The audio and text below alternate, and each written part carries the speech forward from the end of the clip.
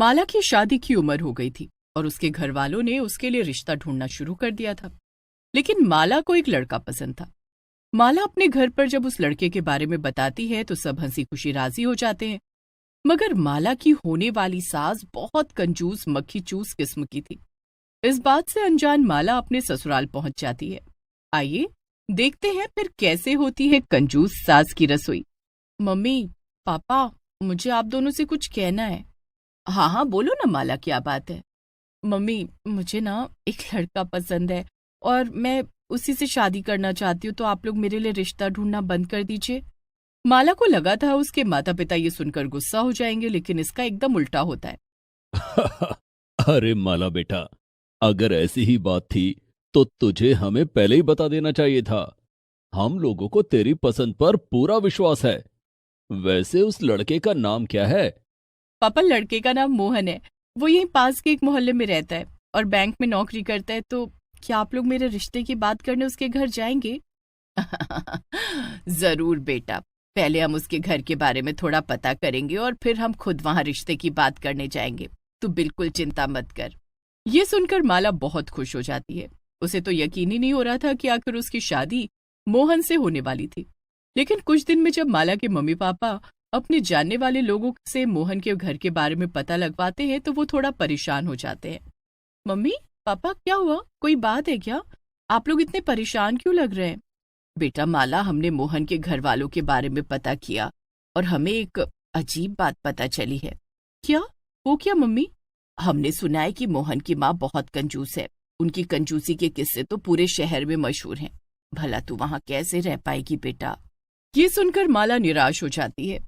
देखो बेटा, हम तुम्हें मना नहीं कर रहे। शादी करने का फैसला तुम्हारा है। अगर तुम अभी भी यही चाहती हो कि हम वहां रिश्ते की बात लेकर जाएं, तो हम चले जाएंगे।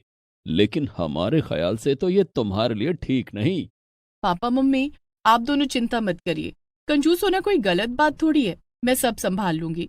लेकिन मुझे शादी तो सिर्फ मोहन से ही करनी है। उसकी माँ की कंजूसी से मुझे क्या करना? माला के मम्मी पापा फिर कुछ नहीं कहते हैं और अगले ही दिन जाकर माला के रिश्ते की बात कराते हैं। कुछ ही दिनों में माला और मोहन की शादी भी हो जाती है और माला अपने ससुराल चली जाती है। शादी के अगले दिन सुबह सुबह माला उठती है और सोचती है, आज ससुराल में मेरा पहला दिन है। सबसे पहले सबको बढ़िया चाय बनाकर पिलाती हूँ और कुछ अच्छा सा नाश्ता खिलाती हूँ। उसके बाद घर की पहली रसोई में दोपहर में खीर और अच्छा अच्छा खाना बनाऊंगी। लेकिन जैसे ही माला किचन की तरफ बढ़ती है, उसकी सास उसे रोक देती है। अरे अरे, क्या हुआ बहू? किचन में क्या करने जा रही हो? वो माँ जी, वो सबके लिए कुछ चाय नाश्ता बनाने जा रही थी। चाय का सुनकर माला की सास सुमन हड़बड़ा जाती है और उससे कहती है, अरे नहीं नहीं बहू, हम सुबह सुबह चाय नहीं पीते। अरे तुम्हें पता भी है चाय पीने से कैंसर हो जाता है। तुम तो एक काम करो, पानी गर्म कर दो। ये सुनकर माला तो हैरान ही रह जाती है। क्या? पानी? हाँ, सुबह सुबह गरम गरम पानी पीना सेहत के लिए अच्छा होता है ना। तो सबके लिए पानी गरम कर दो। और कल शादी में बहुत सी रोटियां बच गई थी, उन्हें गरम कर दो, हम सब अचार से खा लेंगे। क्या? सच में? हाँ और क्या। भला उन सब रोटियों को बर्बाद थोड़ी करना है, इसीलिए तो मैं उन सबको घर ले आई थी। जाओ सबके लिए नाश्ता तैयार करो, जैसा मैंने कहा है ठीक वैसे ही। माला चुपचाप किचन में चली जाती है और पानी गर्म करने लगती है। इसके बाद वो रोटियां गर्म करती है और जाकर डाइनिंग टेबल पर रख देती है। सभी लोग बिना कुछ बोले वही नाश्ता करने लगते हैं, इसलिए माला को भी करना पड़ता है। नाश्ते के बाद माला अपने कमरे में जाती है और सोचने लगती है, कितना अजीब परिवार है, कैसी सास है मेरी। भला अपनी बहू को ससुराल में पहले दिन कोई बासी रोटी और गर्म पानी पिलाता है। हद हो गई। अब तो मैं अपनी पहली रसोई में क्या बनाऊंगी ये भी समझ नहीं आ रहा। माला जाकर अपनी सास से ही पूछ लेती है, माँ जी, आज मेरी पहली रसोई है ससुराल में, तो खाना क्या बनाऊं? सास ये सुनकर सोच में पड़ जाती है। अगर अब ये खाना बनाने गई तो बड़ा सामान बर्बाद कर देगी, काफी नुकसान हो जाएगा।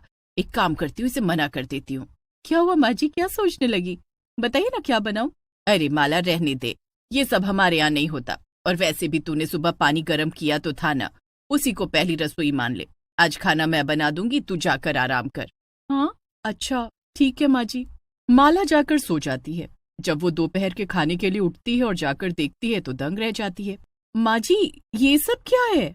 अरे बहू, शादी के खाने में रोटियों के साथ साथ दाल वगैरह भी बची थी, मगर दाल बहुत गाढ़ी हो गई थी, इसलिए मैंने उसमें जरा पानी डालकर उसे गर्म कर दिया। और रोटियां तो थी ही। हम सब मिलकर अब दाल रोटी खा लेते हैं। माला को तो ये सब देखकर चक्कर ही आने लगते हैं और वो अपने कमरे में वापस चली जाती है। वो अपनी माँ को फोन लगाती है और उनसे कहती है, माँ, आपने तो एकदम सही कहा था, मेरी सास बहुत ही ज्यादा कंजूस है। मुझे तो बिल्कुल समझ नहीं आ रहा मैं क्या करूं। हमारे घर में तो ऐसा बिल्कुल नहीं होता था। अब मैं क्या ही कहूं माला बेटा, हमने तो पहले ही मना किया था। माला फोन रख देती है और सोच में पड़ जाती है। अगले कुछ दिनों तक ऐसा ही चलता रहता है और सास लगातार यही करने लगती है। वो कभी घर में सबको बासी खाना खिलाने लगती तो कभी बिना नमक शक्कर का खाना बनाती, जिससे पैसे कम खर्च होते। एक दिन तो हद ही हो जाती है जब माला कमजोर होने की वजह से अचानक से बेहोश होकर गिर जाती है। माँ, माँ, माला बेहोश हो गई। जल्दी से उसके लिए नींबू पानी ले आओ। माला की सास जल्दी से किचन में से नींबू पानी लेकर आती है और मोहन को देती है। ये ले बेटा, पिला दे इसे।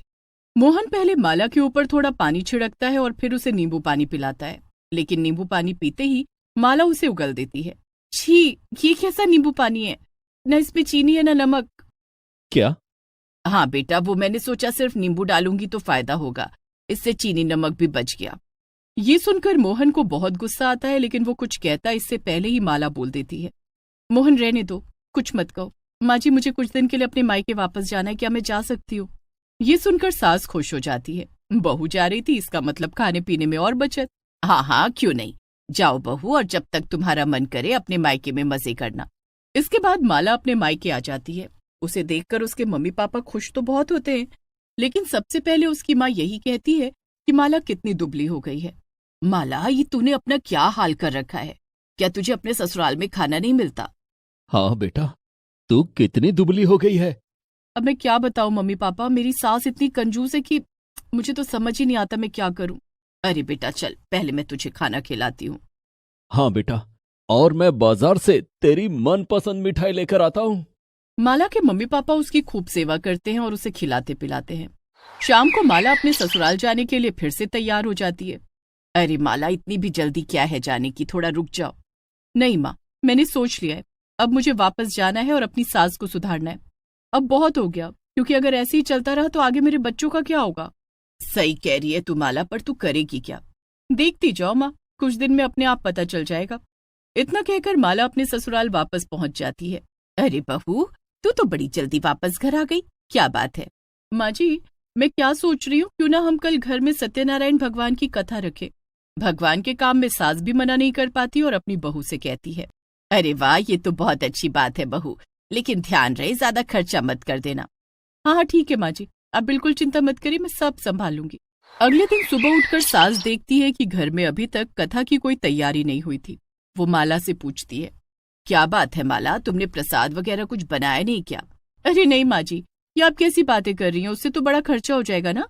मैं अभी एक काम करूंगी, मोहल्ले में जाकर के सभी को कथा का न्योता दे आऊंगी और सबसे कहूंगी कि अपने घर से थोड़ा थोड़ा सामान ले आए, जैसे आटा, चीनी, मेवा, दही, और फिर जब सब आ जाएंगे तो हम उसी सामान से प्रसाद बना लेंगे। इससे हमारा तो बिल्कुल नुकसान होगा ही नहीं। ये सुनकर सास चौंक जाती है। ये तुम कैसी बात कर रही हो बहू, भला हम क्या कथा मांग मांग कर कराएंगे?